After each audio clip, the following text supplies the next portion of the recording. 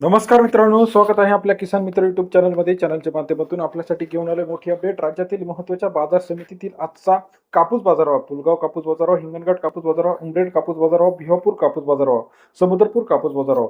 राज्यात आता कापसाला चांगला बाजारभाव मिळाला आहे. पुलगावमध्ये 9,125 रुपये तर सिंधी सेलूमध्ये 9,070 रुपयापर्यंत बाजारभाव आहे. त्याचप्रमाणे मानवतमध्ये सुद्धा कापसाला चांगला बाजारभाव आहे. पुलगाव मार्केटमध्ये जर आपण बघितलं तर 66 ते 92-93 रुपयापर्यंत पाव आलेले आहे 1500 क्विंटल. तसेच राज्यात महत्त्वाच्या बाजार समितीमध्ये येत्या काही दिवसामध्ये अजून त्या टोमॅटो असेल, कापूस असेल, तूर असेल, या सर्व अपडेटसाठी चॅनल लाईक करायला विसरू नका.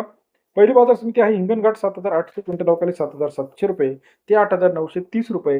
हिंगणघाट कृषी उत्पन्न बाजार समितीमध्ये सरासरी दर 77 ते 90 रुपयापर्यंत हिंगणघाट कृषी उत्पन्न बाजार समितीमधील बाजारावरची अपडेट आहे. तसेच राज्यात इतर महत्त्वाच्या ठिकाणांमध्ये सुद्धा कापूस बाजारावर सध्या वाढल्याचं पाहायला मिळतं. पुलगाव मार्केट 1575 क्विंटल अवकाळी 7,000 ते 9,200 रुपये. पुलगाव बाजार समितीतील आजचा कापूस बाजारभाव 69 ते 9,125 रुपये. पुलगाव बाजार समितीतील आजचा कापूस बाजारभाव. तसेच राज्यातील सेलू मार्केट 5,370 क्विंटल अवकाळी 7,800 रुपये ते 9,070 रुपयापर्यंतचा सेलू कापूस बाजाराची अपडेट 78 ते 91 रुपयापर्यंत बाजाराची अपडेट आहे.